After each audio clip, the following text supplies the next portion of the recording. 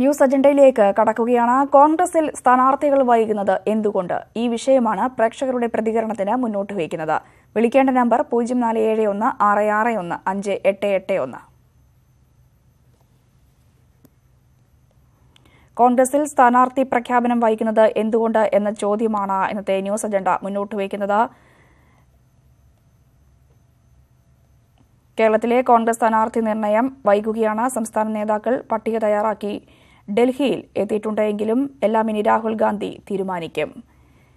തൃശ്ശൂരിൽ നിന്ന് മണികണ്ഠൻ എന്ന ഒരു പ്രേക്ഷകനാണ് നമ്മോടൊപ്പം ആദ്യമായി ചെയ്തിട്ടുണ്ട്. മണികണ്ഠന്റെ ഒരു അഭിപ്രായം എങ്ങനെയാണ്? CPM എന്തായാലും സ്ഥാനാർത്ഥികളെ പ്രഖ്യാപിച്ചു, പ്രചാരണവും ആരംഭിച്ചു കഴിഞ്ഞു. ഇതുവരെയും കോൺഗ്രസിന്റെ സ്ഥാനാർത്ഥികളുടെ കാര്യത്തിൽ ഒരു തീരുമാനമെത്തിയിട്ടില്ല.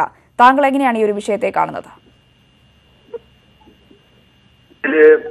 എന്താണെന്ന് വിചാരിച്ചാൽ നിങ്ങൾ ചാനലുകാരെല്ലാവരും കൂടി ആദ്യമേ പറഞ്ഞു കഴിഞ്ഞു ഇവിടെ LDFന് സീറ്റ് കുറയും, UDFനാണ് സീറ്റ് കൂടുതൽ കിട്ടുക എന്ന് പറഞ്ഞു.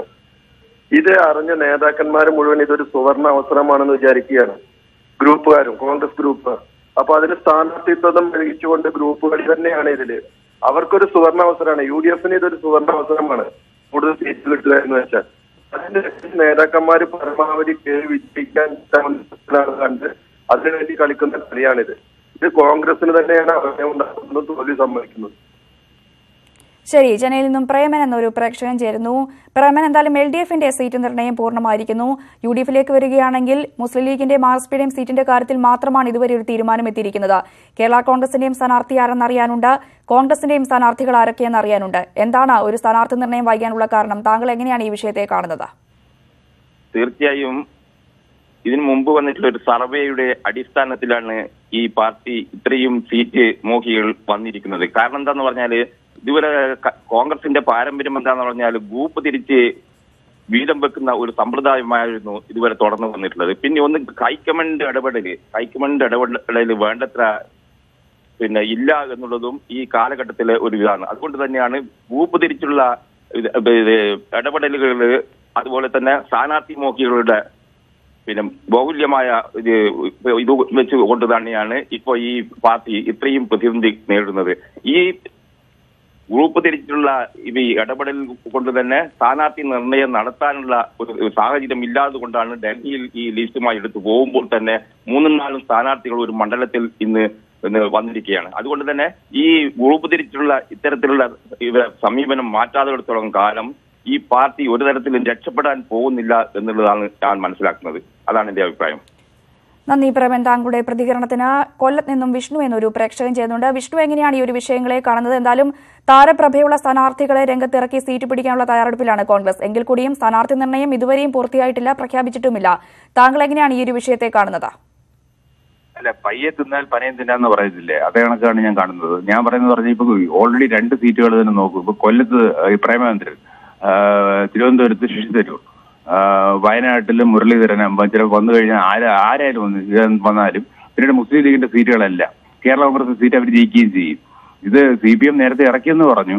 പക്ഷെ എഫക്റ്റീവ്ലി 20 സീറ്റിനകത്ത് 18 19 ചിലപ്പോൾ കോൺഗ്രസ് കൊണ്ടുപോകാനാണ്, UDF കൊണ്ടുപോകാനാണ് ചാൻസ്. അതാണ് ട്രെൻഡ്.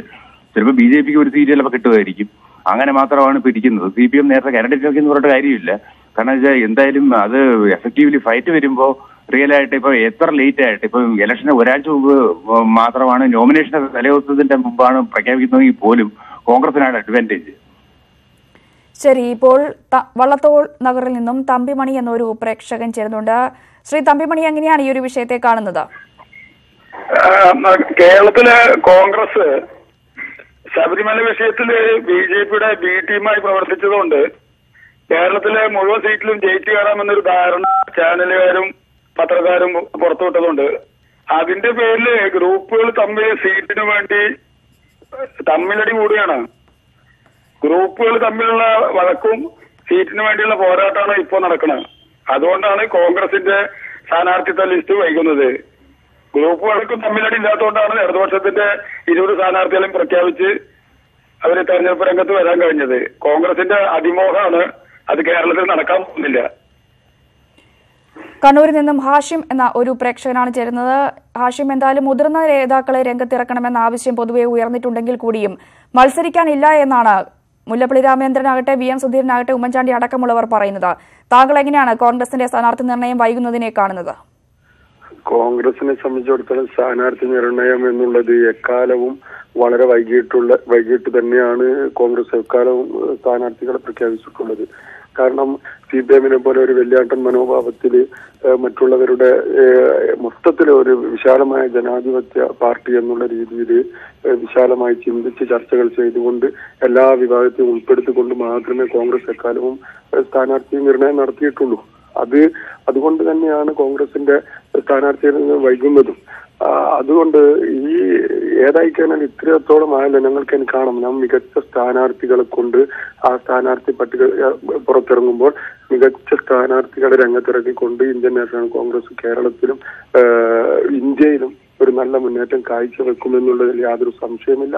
അങ്ങനെ ആയിരിക്കട്ടെ എന്ന് പ്രത്യാശിക്കുന്നു. ബാലരാംപൂരിൽ നിന്നും ശിവദാസൻ എന്ന ഒരു പ്രേക്ഷകൻ ചെയ്യുന്നുണ്ട്. ശിവദാസൻ, എന്തായാലും ഡൽഹിയിൽ ഇന്ന് കോൺഗ്രസിന്റെ സ്ക്രീനിംഗ് കമ്മിറ്റി യോഗം ചേരുകയാണ്. ഈ ഒരു യോഗത്തിൽ സ്ഥാനാർത്ഥികളുടെ കാര്യത്തിൽ അന്തിമ തീരുമാനമുണ്ടാകുമെന്ന് പ്രതീക്ഷിക്കാം. താങ്കൾ എങ്ങനെയാണ് കോൺഗ്രസിന്റെ സ്ഥാനാർത്ഥി നിർണയത്തെ കാണുന്നത്? ഞാൻ കാണുന്നത് നമ്മൾ ഈ 17ാം ലോക തെരഞ്ഞെടുപ്പ് നടക്കാൻ പോകുന്നത്. അപ്പോ അന്ന് മുതൽ ഈ ചരിത്രം നമുക്കറിയാം. കോൺഗ്രസ് ഒരുപാട് ചിന്തിച്ച ശേഷം മാത്രമായിരിക്കും സ്ഥാനാർത്ഥി നിർത്തുന്നത്. അതുപോലെ തന്നെ ഇപ്പോഴത്തെ ഈ ഇലക്ഷൻ ഇന്ത്യൻ ഇലക്ഷൻ നല്ല സൂക്ഷ്മതയോടുകൂടി നടത്തുന്ന ഇലക്ഷനാണ്. അതിന്റെ ഉദാഹരണമാണ് പശ്ചിമ ബംഗാളില് CPM-ന്റെ സീറ്റിൽ കോൺഗ്രസ് മത്സരിക്കുന്നില്ല, കോൺഗ്രസ് സീറ്റ് CPM മത്സരിക്കുന്നില്ല. കാരണം അവർക്ക് സീറ്റ് വന്ന് എങ്ങനെയെങ്കിലും മോദി എന്ന ഈ BJP ഗവൺമെന്റ് താഴെ ഇറക്കുന്ന ചിന്തയാണ്. അപ്പോൾ കേരളത്തിലും അസൂക്ഷ്മതയോടി പോയില്ലെങ്കിൽ വളരെ ബുദ്ധിമുട്ടൊരു മാതൃ ഭയമുണ്ട്. അതൊന്ന്. പിന്നെ കോൺഗ്രസിലെ ബൂത്തുകളിൽ തന്നെ പറയാൻ ഒരു സംഘടന ശക്തിയില്ല. മറ്റെല്ലാ പാർട്ടിക്കും ബൂത്തി എന്ന് പറഞ്ഞ് അത് നടപ്പിലാക്കി കൊടുക്കുന്നൊരു സംവരണമുണ്ട്. കോൺഗ്രസിലുണ്ട്, BJP-യിലുണ്ട്, CPM-ലുണ്ട്. പക്ഷെ കോൺഗ്രസ് ബൂത്ത് തലത്തിലുള്ളയോ മണ്ഡലത്തിലുള്ളവരോ ബ്ലോക്കിലുള്ളവരോ ഒരു വിലയും പാർട്ടിക്കാർ കൊടുക്കാറില്ല. ഇതെല്ലാത്തിന്റെ പ്രയാസമാണ് PM സുധീരനും ഉമ്മൻചാണ്ടി മുല്ലപ്പള്ളിയൊക്കെ അനുഭവിക്കുന്നത്. സുധീരൻ സാറ് പറഞ്ഞാൽ കേൾക്കില്ല, മുല്ലപ്പള്ളി പറഞ്ഞാൽ കേൾക്കില്ല, ഉമ്മൻചാണ്ടി പറഞ്ഞാൽ കേൾക്കില്ല. ഒരു ഗ്രൂപ്പുള്ള കുറെ ചോട്ട് നേതാക്കന്മാരിവിടെ ഉണ്ട്. അവര് പറഞ്ഞ് കോൺഗ്രസ് നശിപ്പിച്ചു. അവസാനം ഇപ്പോൾ വന്ന ചാൻസ് കിട്ടിയപ്പോൾ അത് നല്ല ഉച്ചയോടുകൂടി KPCC പ്രസിഡന്റ് മുല്ലപ്പള്ളി രാമചന്ദ്രൻ ശ്രദ്ധിക്കുന്ന സിംഹമാണ്. അദ്ദേഹം ആലോചിച്ച് ഹൈക്കമാൻഡ് പോലും അങ്ങേര് തീരുമാനം എടുക്കൂ. ഉമ്മൻചാണ്ടിക്കും അവർക്ക് ആ കൊല കൊടുക്കൂല. ഹൈക്കമാൻഡ് പോലും രാഹുൽ ഗാന്ധി പോലും പറഞ്ഞ കേൾക്കും, മുല്ലപ്പള്ളി പറഞ്ഞ കേൾക്കും. മുല്ലപ്പള്ളി ആരാണെന്ന് രാഹുലിനറിയാം, ഹൈക്കമാൻഡിനറിയാം. അത് ആലോചിച്ച് തന്നെയായിരിക്കും കൈകാര്യം ചെയ്തത്. അതുകൊണ്ട് തന്നെയാണ് ഇത് ശക്തമായ രീതിയിൽ കോൺഗ്രസ് തിരിച്ചു വരും. അതിന്റെ ഒരു ഉദാഹരണമാണ് ഇത് വൈകുന്നത്. അതിൽ ആരും ഒരു ടെൻഷനും അടിക്കേണ്ട. നമ്മൾ ഈ TV ചാനലിന് അന്ന് ഫലപ്രഖ്യാപനം വരുമ്പോൾ വേദിയിൽ നിങ്ങൾക്ക് ഈ പറഞ്ഞ കാര്യം നിങ്ങൾക്ക് ഓർക്കാം. ഇത് ഒരു നല്ല വ്യക്തിമായ പുരുഷ കോൺഗ്രസ് തിരിച്ചു വരും. അതിന്റെ ഒരു BJP ഗവൺമെന്റ് എങ്ങനെയാണ് തറ പറ്റിക്കണം അതിന്റെ സൂക്ഷ്മതയോടെ ഒരു പരിശോധനയാണ് കേരളത്തിലും എല്ലാ ജില്ലകളിലും ഈ എല്ലാ സംസ്ഥാന 551 സംസ്ഥാനങ്ങളിലും ആലോചിച്ച് ചെയ്യും. ഓക്കെ. ശരി ശിവദാസൻ, താങ്കളുടെ പ്രതികരണത്തിന്. ഇപ്പോൾ വയനാട് നിന്നും ഷിനോയ് എന്നൊരു പ്രേക്ഷകൻ ചേരുന്നുണ്ട്. ഷിനോയ്, എന്തായാലും തെരഞ്ഞെടുപ്പിൽ ഒരു ചുവടെ മുന്നേറിഞ്ഞ് LDF 20 സീറ്റിലും സ്ഥാനാർത്ഥികളെ പ്രഖ്യാപിച്ചു കഴിഞ്ഞിരിക്കുന്നു. UDF-ന്റെ കാര്യത്തിലേക്ക് വരികയാണെങ്കിൽ 3 സീറ്റിൽ മാത്രമാണ് ഔദ്യോഗികമായി ധാരണയിൽ എത്തിയിരിക്കുന്നത്. ബാക്കി സീറ്റുകളിൽ കോൺഗ്രസ് സ്ഥാനാർത്ഥികളെ പ്രഖ്യാപിക്കാനിരിക്കുന്നു. താങ്കൾ എങ്ങനെയാണ് കോൺഗ്രസിലെ സ്ഥാനാർത്ഥി നിർണയത്തെ വൈകുന്നതിനെ കാണുന്നത്? കോൺഗ്രസിലെ സ്ഥാനാർത്ഥി നിർണയം വൈകുന്നതിന്റെ കാരണം എന്താന്ന് വെച്ച് കഴിഞ്ഞാൽ അവര് ഗ്രൂപ്പിന്റെ ഒരു പ്രശ്നം ഉണ്ട് അതിനകത്ത്. അതില്ലാന്ന് നമ്മൾ വസ്തുപരമായ ഒരു സംഭവമാണ്. അതിന് നമ്മൾ നുണ ഒരിക്കലും പറയാൻ പറ്റില്ല. അങ്ങനെ ഒരു സംഭവം ഉണ്ട്. അതുകൊണ്ടാണ് കോൺഗ്രസിലെ ഈ സ്ഥാനാർത്ഥിത്വത്തിൽ ഇങ്ങനെ ഒരു പ്രശ്നം വരുന്നത്. പക്ഷേ ഈ ദേശീയ തലത്തിലാണേലും എങ്ങനെയാണേലും മൊത്തത്തിൽ നോക്കിക്കഴിഞ്ഞാൽ ഈ കോൺഗ്രസിനെ പോലെ ഒരു പാർട്ടി മാറ്റിവെച്ചു കഴിഞ്ഞാല് ഈ കോൺഗ്രസിനെ പോലെ ഒരു പാർട്ടി അല്ലാതെ വേറൊരു പാർട്ടി ഇല്ല ഇന്ത്യ ഭരിക്കാനായിട്ട്. ഇന്ത്യയിൽ ശക്തമായിട്ട് കോൺഗ്രസ് തിരിച്ചു വരികയും ചെയ്യും. കേരളത്തിലെ സീറ്റ് നിർണയത്തില് ഇനിയിപ്പോ ഗ്രൂപ്പിസം ആണെങ്കിൽ ആ ഗ്രൂപ്പിസം ഒഴിവാക്കിയിട്ട് ഇവര് നല്ല രീതിയിൽ മുമ്പോട്ട് പോയി കഴിഞ്ഞാൽ ഈ കോൺഗ്രസിന് ഒരു കുഴപ്പവും ഉണ്ടാവില്ല. കേരളത്തിൽ 20 സീറ്റിലും കോൺഗ്രസ് തിരിച്ചു വരികയും ചെയ്യും. ശരി, ഇപ്പോൾ കോഴിക്കോട് നിന്നും ബാലകൃഷ്ണൻ എന്ന ഒരു പ്രേക്ഷകൻ ചെയ്യുന്നുണ്ട്. ബാലകൃഷ്ണന്റെ ഒരു അഭിപ്രായം എങ്ങനെയാണ്? എന്തായാലും 13, 14 തീയതികളോടുകൂടി കോൺഗ്രസ് അധ്യക്ഷൻ രാഹുൽ ഗാന്ധി കേരളത്തിലെത്തുന്നുണ്ട്. അതിനു മുമ്പ് ഒരു സ്ഥാനാർത്ഥി പ്രഖ്യാപനം ഉണ്ടാകുമെന്ന് പ്രതീക്ഷിക്കാം. താങ്കൾ എങ്ങനെയാണ് ഈ ഒരു വിഷയത്തെ കാണുന്നത്?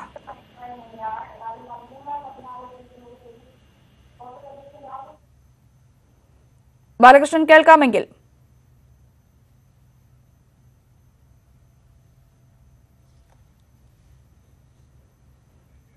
കോൺഗ്രസിൽ സ്ഥാനാർത്ഥി നിർണയം വൈകുന്നത് എന്തുകൊണ്ട് എന്ന വിഷയമാണ് ന്യൂസ് അജണ്ട മുന്നോട്ട് വയ്ക്കുന്നത്. കേരളത്തിലെ കോൺഗ്രസ് സ്ഥാനാർത്ഥി നിർണയം വൈകുകയാണ്. സംസ്ഥാന നേതാക്കൾ പട്ടിക തയ്യാറാക്കി ഡൽഹിയിലെത്തിയിട്ടുണ്ടെങ്കിലും എല്ലാം ഇനി രാഹുൽ ഗാന്ധിയാണ് തീരുമാനിക്കേണ്ടത്. മുതിർന്ന നേതാക്കളടക്കമുള്ളവർ മത്സരരംഗത്ത് നിന്ന് മാറി നിന്നേക്കുമെന്ന സൂചനയാണ് ലഭിക്കുന്നത്. മുഹമ്മദ് ഹബീർ എന്നൊരു പ്രേക്ഷകൻ മലപ്പുറത്ത് നിന്നും ചേരുന്നുണ്ട്. ഹബീർ, എങ്ങനെയാണ് ഈ ഒരു വിഷയത്തെ കാണുന്നത്? അല്ല, ഇത് തീർച്ചയായിട്ടും CPM-ന്റെയും അതേപോലെ LDF-ന്റെയും എല്ലാ സ്ഥാനാർത്ഥി പട്ടിക വന്നപ്പോൾ തീർച്ചയായും അത് കോൺഗ്രസിനൊരു ബുദ്ധിമുട്ടുണ്ടാക്കിയിട്ടുണ്ട്. അതാണ് ഇത്രയും താമസം വരുന്നതെന്നാണ് എനിക്ക് മനസ്സിലാവുന്നത്. അപ്പൊ KC വേണുഗോപാലിന്റെ പിന്മാറ്റം തന്നെ ഇതിന്റെ ഒരു ഉദാഹരണമാണ്. ഗ്രൂപ്പ് രാഷ്ട്രീയമാണോ ഇവിടെ ഒരു തിരിച്ചടിയായി മാറുന്നത് കോൺഗ്രസിൽ? ഗ്രൂപ്പ് രാഷ്ട്രീയം ഉണ്ട്.